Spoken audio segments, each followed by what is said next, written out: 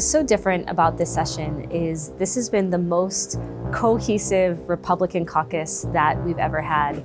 We all are different, but each and every one of us have been working together to get the work done for the people of Hawaii. If I had to use one word for the session, it would be crazy.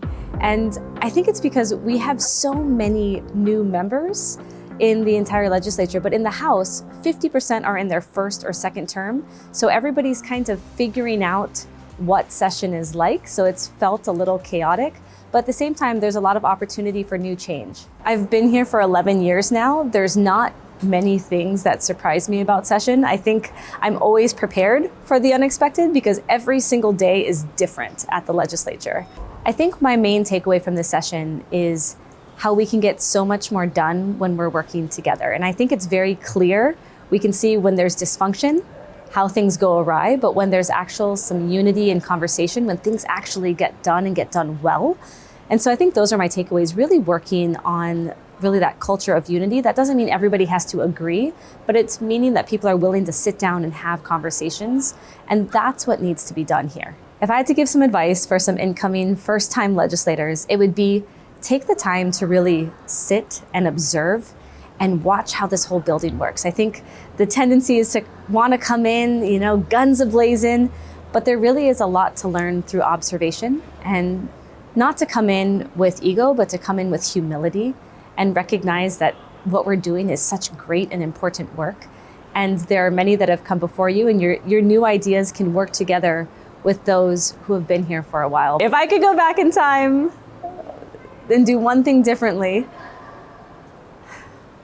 it really would be get a babysitter. It's been one of the biggest challenges as a mom.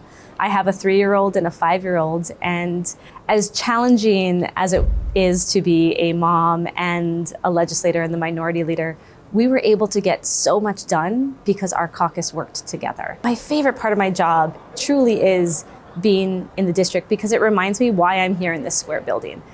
This building is an alter reality, and if you don't get out enough, then you're not remembering why we're here in the first place. Every year, I survey my district and ask them what are the most important issues. The issues that came back is number 1, crime.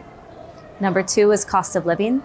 And number 3 was housing. For next session, I think what we're really working on is getting more public input.